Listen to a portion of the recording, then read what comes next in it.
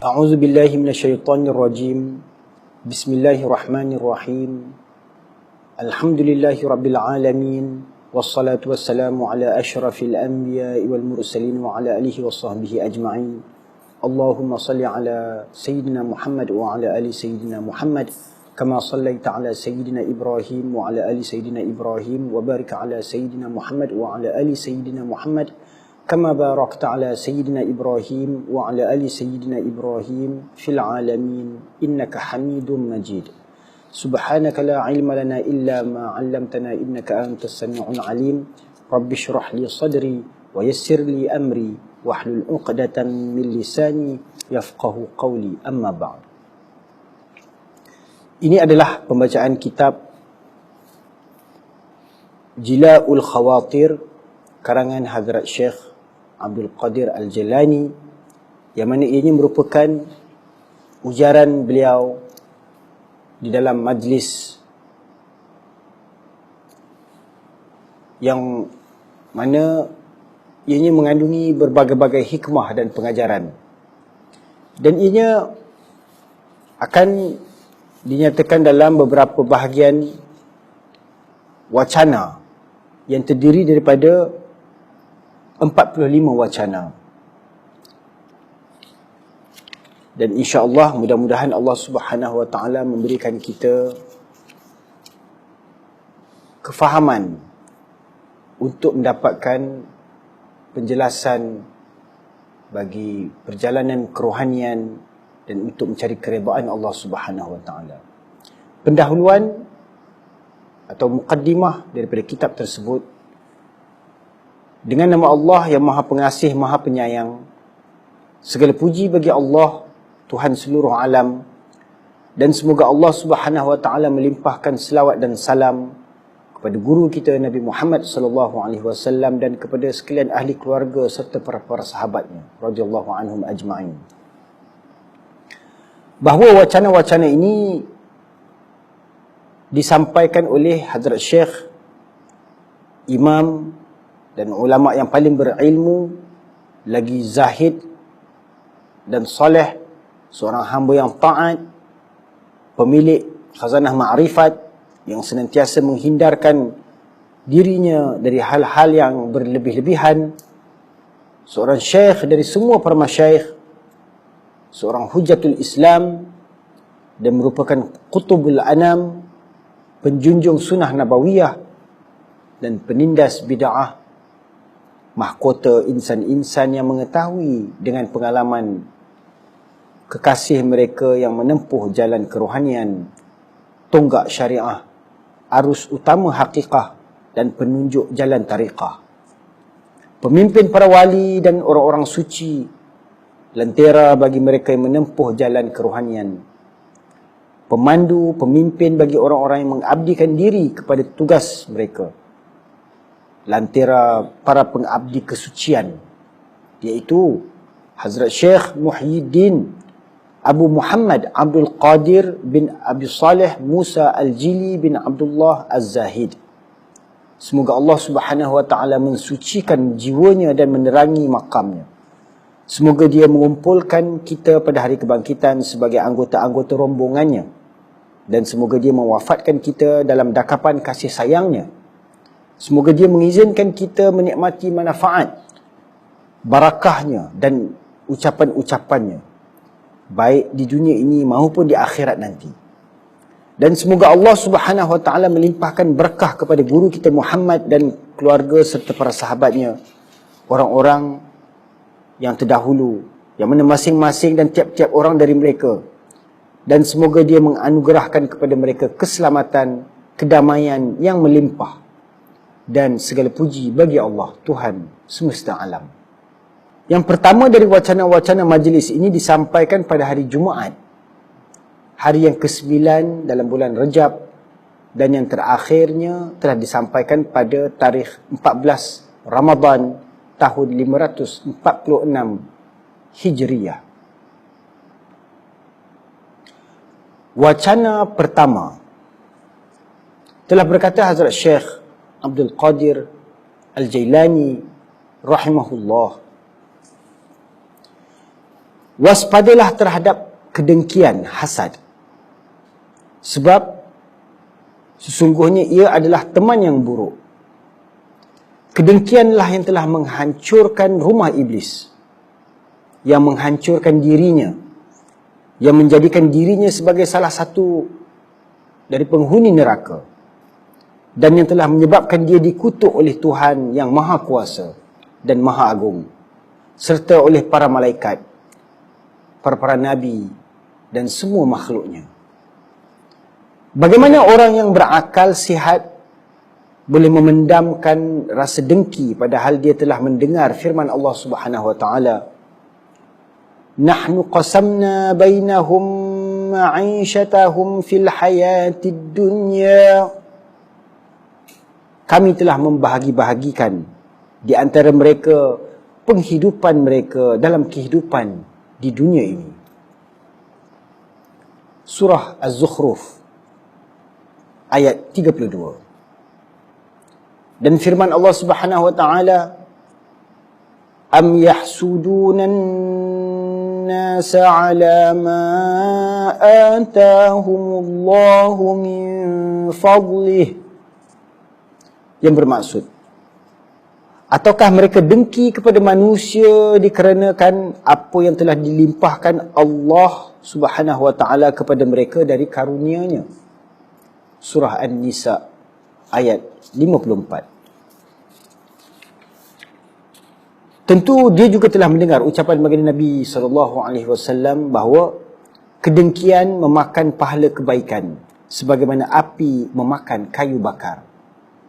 Wahai anak muda, seperti dikatakan oleh para ulama yang berilmu, demi Allah, sekali seseorang telah dirasuki kedengkian, nescaya dia akan melangkah jauh dengan membunuh sahabatnya.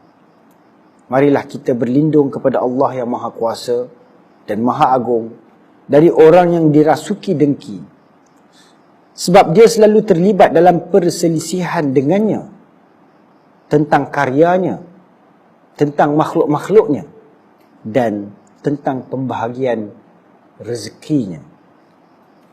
Aku berbicara kepada kalian sebagai orang yang tidak tertarik pada apa yang kalian miliki di rumah-rumah kalian, pada barang-barang kalian, pada harta benda kalian, dan hadiah-hadiah kalian.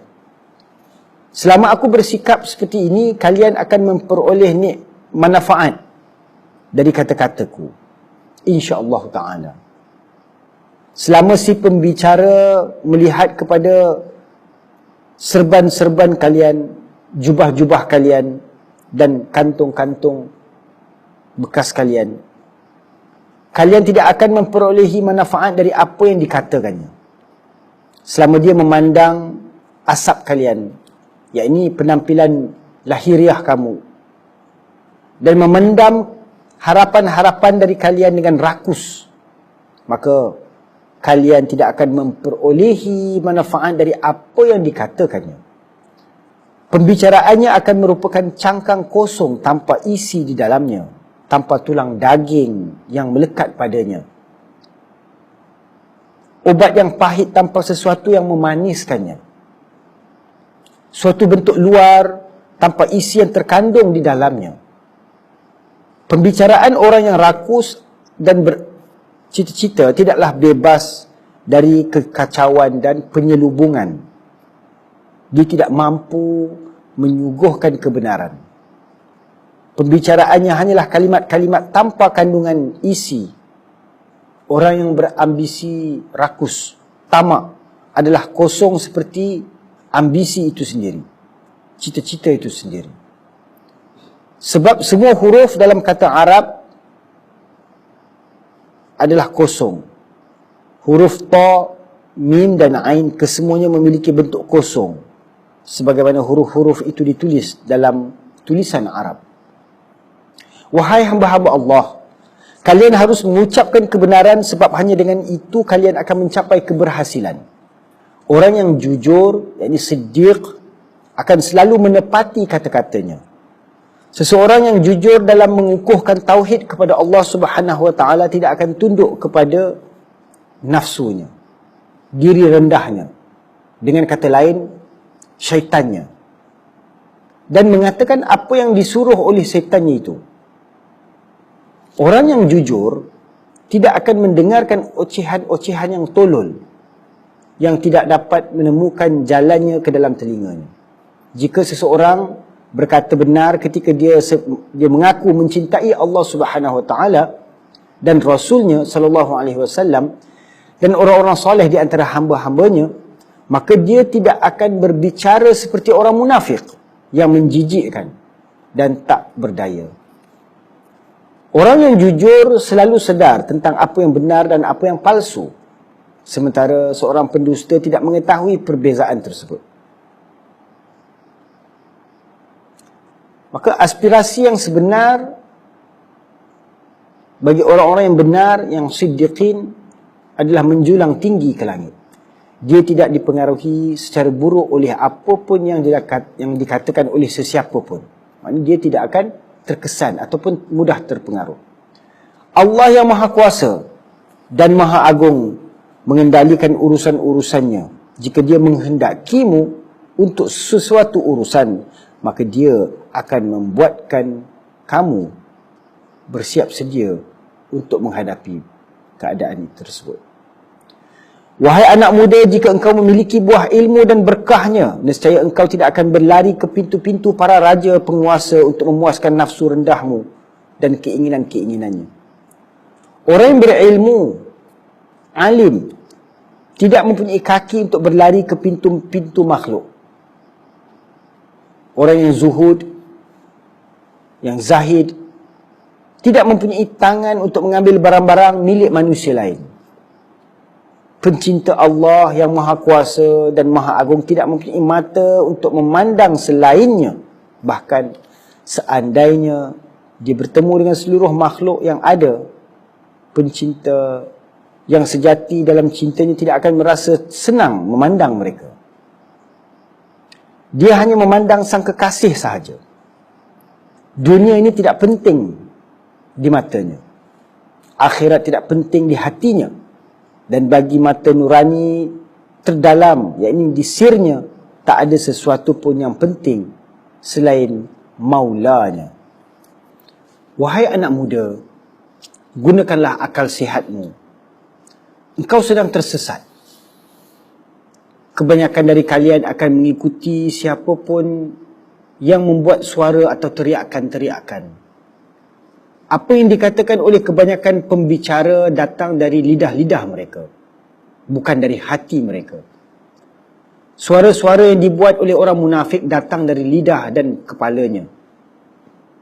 Sedangkan suara-suara yang dibuat oleh orang-orang yang jujur datang dari hati dan wujud terdalamnya, yakni dari sirnya. Hatinya berada di pintu Tuhannya yang Maha Kuasa lagi Maha Agung, sementara wujud terdalamnya memasuki kehadratnya.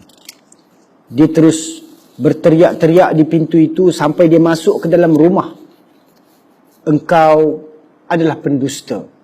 Demi Allah, dalam semua keadaan dan keadaan engkau tidak mengenali jalan ke pintu Allah Subhanahu wa taala. Jadi bagaimana engkau bisa menunjukkannya? Engkau buta. Jadi bagaimana engkau bisa membimbing orang lain? Engkau telah dibutakan oleh hawa nafsumu dan syahwatmu dengan mengikuti nafsumu dan dengan cintamu kepada dunia, oleh kedudukanmu yang terkemuka dan keinginan-keinginanmu. Celakalah engkau. Engkau sangat ingin tinggal di dunia ini selama-lamanya. Tetapi tak ada sesuatu pun yang akan jatuh ke tanganmu sampai ketika engkau lebih mementingkan solat daripada urusan kedaimu. Sampai saat ketika engkau telah lebih mementingkan akhirat daripada kepentingan-kepentingan duniawimu. Sampai saat ketika engkau lebih mementingkan sang pencipta Khaliq daripada makhluk-makhluk khalaq ciptaannya. Sampai saat ketika engkau lebih mengutamakan sang pengemis daripada dirimu sendiri. sampai saat ketika engkau memberikan keutamaan kepada pelaksanaan perintah-perintah Allah Subhanahu Wa Taala, menjauhi larangan-larangannya dan menghadapi dengan sabar bencana yang datang darinya. Alih-alih memberikan keutamaan kepada keinginan-keinginan nafsumu dan kebiasaanmu, sampai saat ketika engkau mendahulukan tanggapanmu kepadanya daripada tanggapanmu kepada makhluk-makhluknya. Gunakanlah akal sihatmu. Engkau tenggelam dalam angan-angan yang sia-sia, hampa dari kebenaran, baik yang zahir maupun yang batin. Engkau terlibat dalam pertunjukan tanpa kehidupan peribadi. Datanglah lebih dekat kepadaku, sementara dosa-dosa dan kemaksiatan masih berada pada wujud zahiriahmu. Sebelum semua itu mencapai hatimu dan mengendap di situ, pengendalan itu akan terus berlanjutan dan berkembang menjadi kekufuran. Jagalah milikmu yang sedikit itu dan jumlah yang lebih banyak akan menyusulmu. Mengutip sabdaan baginda Nabi SAW, orang yang bertaubat dari dosanya adalah seperti orang yang belum pernah melakukan dosa. Bahkan jika dia mengulangi proses berdosa dan bertaubat itu 70 kali sepanjang hari. Jika engkau memperhatikan nasihat Rasulullah SAW, mempraktikkan kata-katanya dan menjalinkan hubungan yang baik dengannya dengan cara mengikuti jejak langkah para sahabatnya, engkau akan menjadikan hatimu lebih dekat kepada Tuhanmu yang Maha Kuasa dan Maha Agung dan mendengar pembicaraannya. Begitu seseorang bersikap kukuh dalam ketaatan dan penghambaannya kepada Allah Subhanahu Wa Taala, maka akan menjadi mungkin baginya untuk mendengar pembicaraannya. Guru kita Nabi Musa AS datang kepada kaumnya dengan membawa Taurat, di mana tercatat perintah-perintah dan larangan-larangan daripada Tuhan. Tetapi mereka berkata kepadanya, kami tidak akan mahu menerima ini daripadamu sampai kami melihat wajah Allah dan mendengar pembicaraannya. Maka Musa AS lalu mengatakan kepada mereka, dia tidak mengizinkan aku melihat wajahnya. Jadi mengapa dia akan mengizinkan kalian melihatnya? Kemudian mereka berkata kepadanya, jika engkau tidak mahu memperlihatkan wajahnya kepada kami dan jika engkau tidak mahu mengizinkan kami mendengar pembicaraannya, kami tidak akan mahu menerima firman-Nya. Pada titik ini, Allah yang Maha Kuasa dan Maha Agung mewahyukan kepada Nabi Musa AS, katakanlah kepada mereka bahawa jika mereka ingin mendengar pembicaraanku, mereka harus berpuasa selama 3 hari.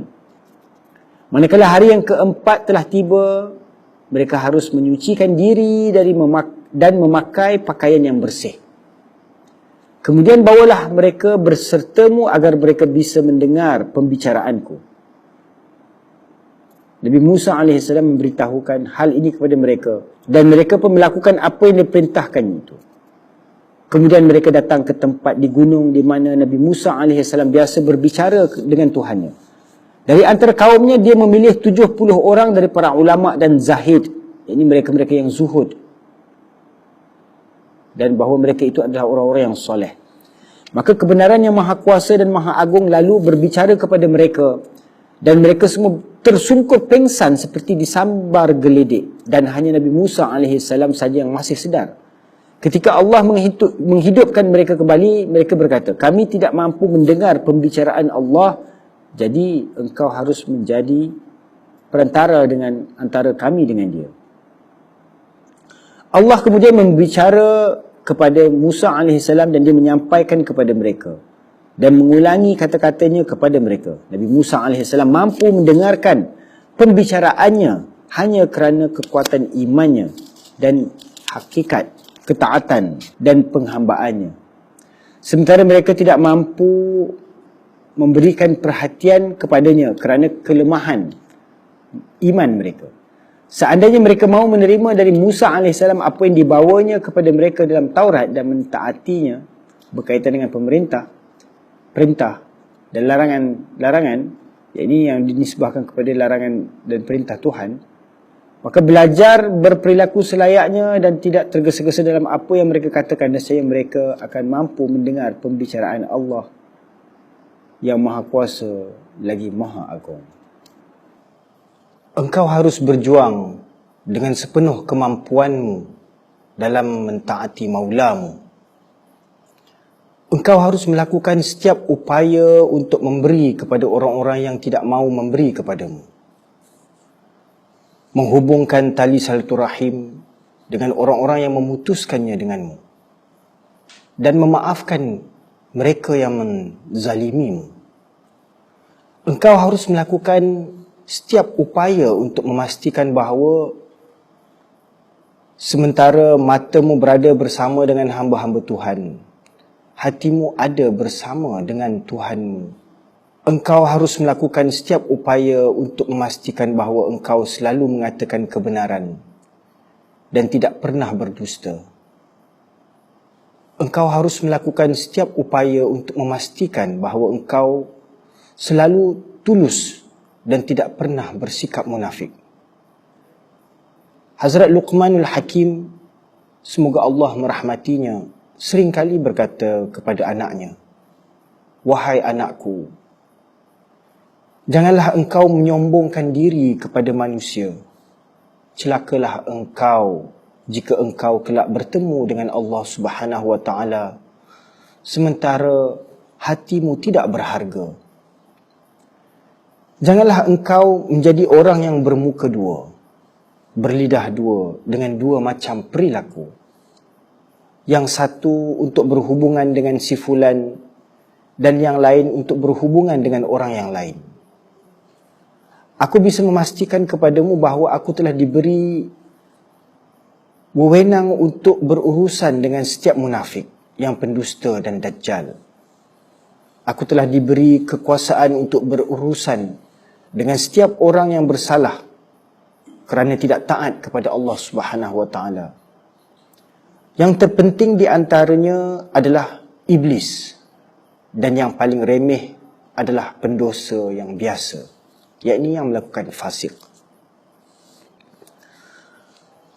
Aku memerangimu dan memerangi setiap orang yang sesat, yang menyesatkan orang lain dan yang mencuba membujuk orang lain bahawa apa yang palsu itu adalah yang benar.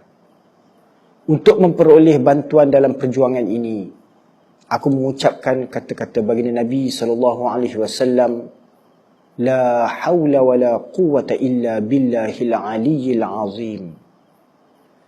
Tidak ada daya dan kekuatan kecuali dengan Allah yang maha tinggi lagi maha agung.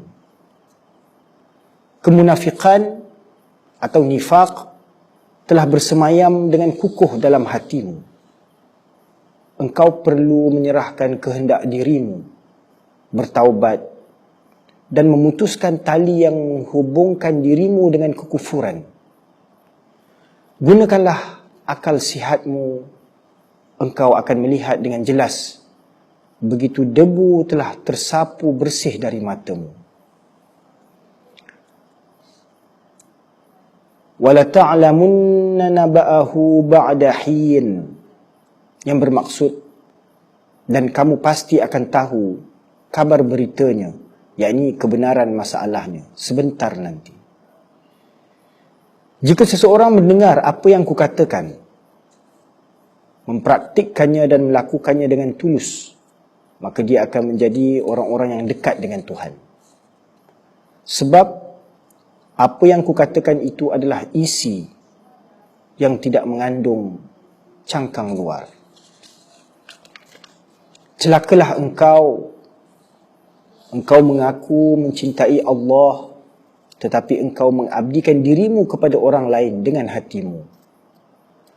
Kerana Majnun betul-betul tulus dalam cintanya kepada Laila, maka hatinya tidak pernah memperhatikan siapa pun selain Laila. Pada suatu hari, dia bertemu dengan beberapa orang dan mereka bertanya kepadanya, "Dari mana engkau datang?" "Dari bersama Laila," jawabnya. Kemudian mereka bertanya lagi kepadanya, Kemana engkau hendak pergi sekarang? Kepada Laila, jawabnya. Ketika hati benar-benar tulus dalam cintanya kepada Allah yang Maha Kuasa, maka ia menjadi seperti Hadrat Baginda Nabi Musa alaihi salam ketika Allah berfirman mengenai baginda,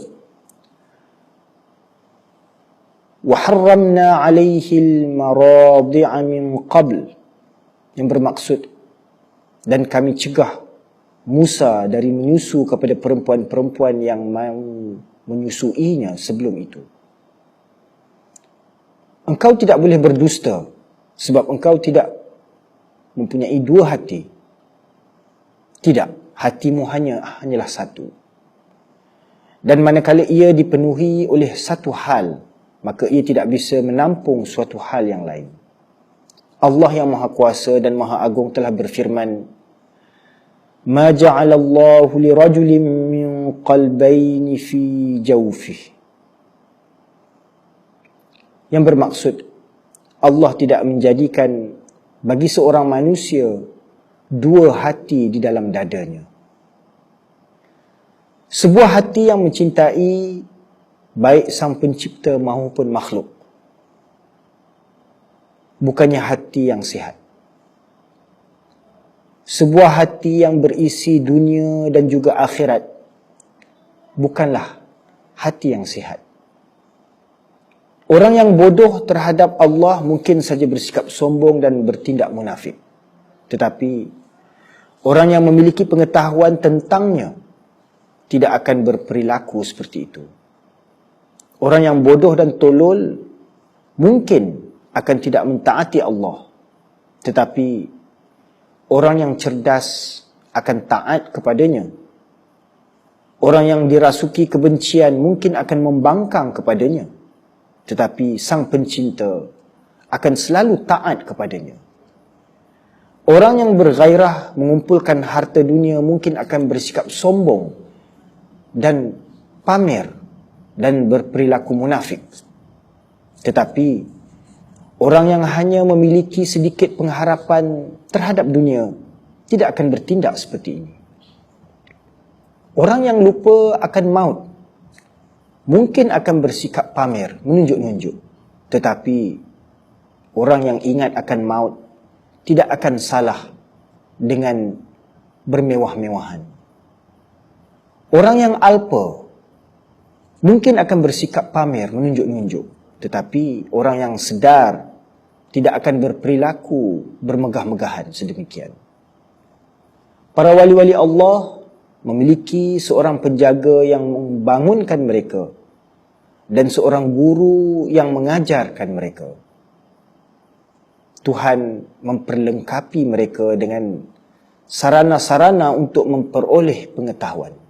Sebagaimana Nabi SAW telah menyatakan dalam sabdaannya yang bermaksud, bahkan jika seorang beriman berada di atas puncak gunung, Allah akan menyediakan baginya seorang guru untuk mengajarkannya.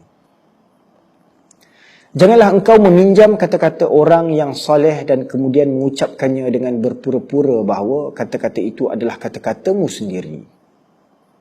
Peminjaman tersebut tidak akan disembunyikan. Engkau harus berpakaian dengan pakaian milikmu sendiri, bukan dengan pakaian yang engkau pinjam. Tanamlah kapas dengan tanganmu sendiri. Siramilah dengan tanganmu sendiri. Dan peliharalah dengan upayamu sendiri. Kemudian tenunlah dan jahitlah. Kemudian pakailah. Janganlah engkau merasa gembira dengan milik orang lain dan pakaian orang lain. Jika engkau mengambil kata-kata orang lain dan mengucapkannya dengan berpura-pura bahawa kata-kata itu adalah kata-katamu sendiri, maka hati orang-orang soleh akan membencimu. Jika engkau tidak mempunyai amal untuk diperlihatkan kepada orang, engkau tidak mempunyai apa-apa untuk diperkatakan. Hal yang pokok adalah amal perbuatan. Sebagaimana Allah yang Maha Kuasa lagi Maha Agung telah berfirman, udkhulul jannata bima kuntum ta'malun, yang bermaksud masuklah ke dalam syurga disebabkan oleh apa yang telah kamu perbuatkan. Wahai anak-anak muda, janganlah engkau membuat bosan para malaikat dengan banyaknya kata-kata tentang sekadar angan-angan dan hal-hal yang tak ada asasnya. Hati seorang beriman yang sejati harus merasa takut kepada Tuhan yang Maha Benar. Sebab anggota-anggota badan dan seluruh anggota-anggota tubuh akan takut kepadanya pada hari kebangkitan kelak. Lidahnya akan bisu dan hatinya akan beku kerana takut kepadanya.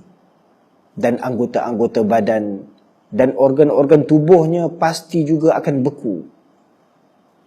Engkau harus membuat para malaikat merasa nyaman dan engkau harus berhenti dari beromong-omong kosong. Jika tidak, maka dosa-dosamu akan ditumpuk-tumpukkan tanpa henti.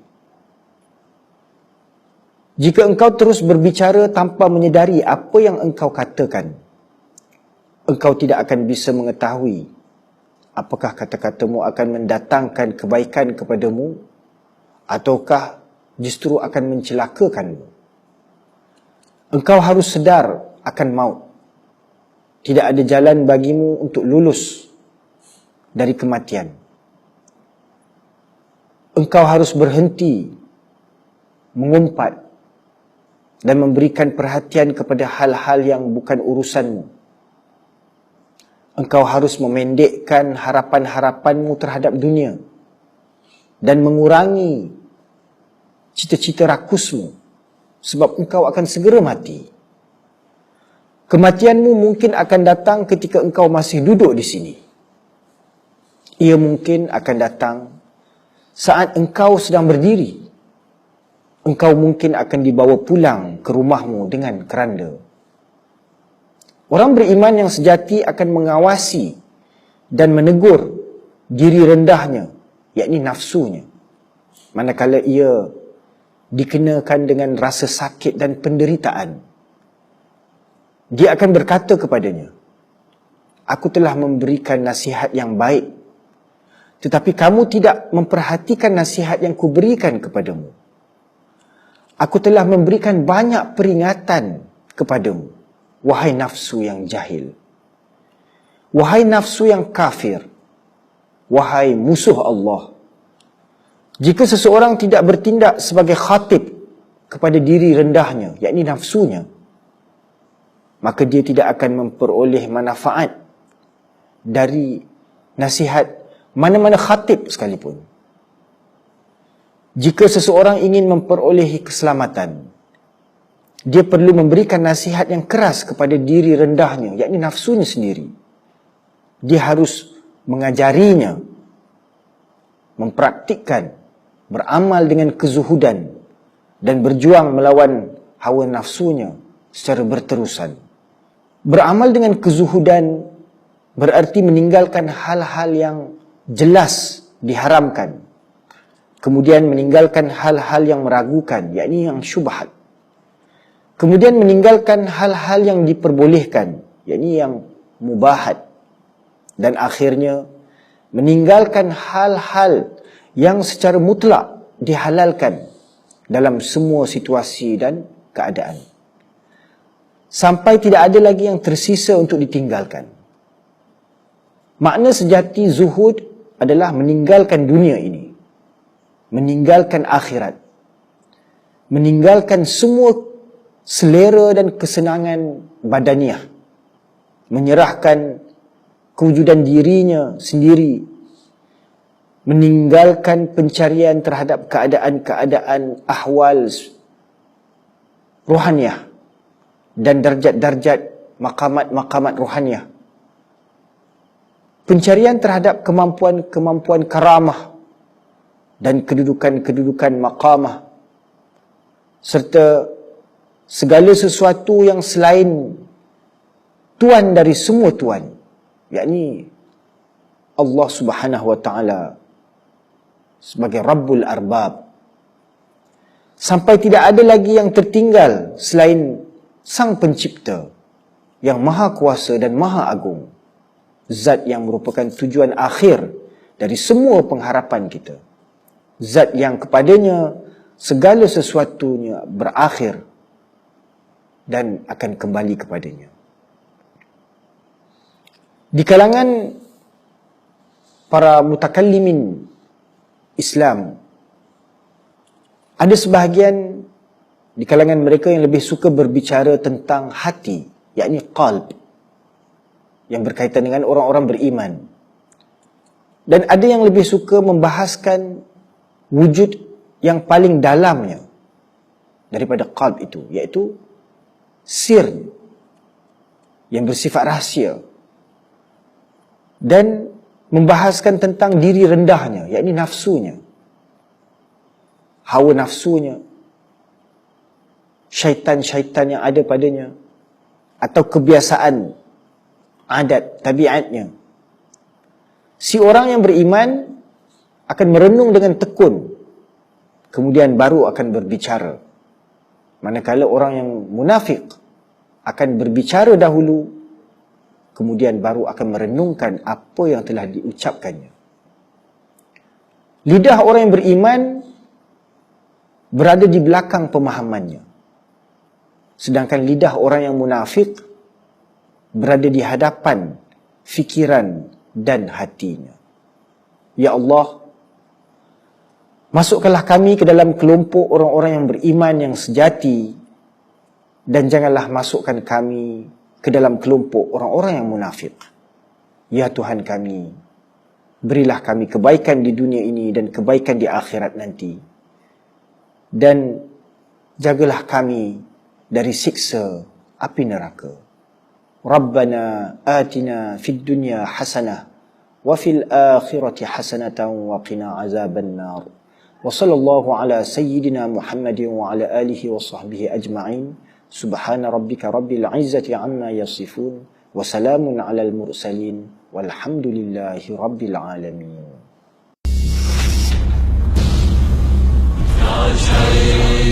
يا شيخ على مدى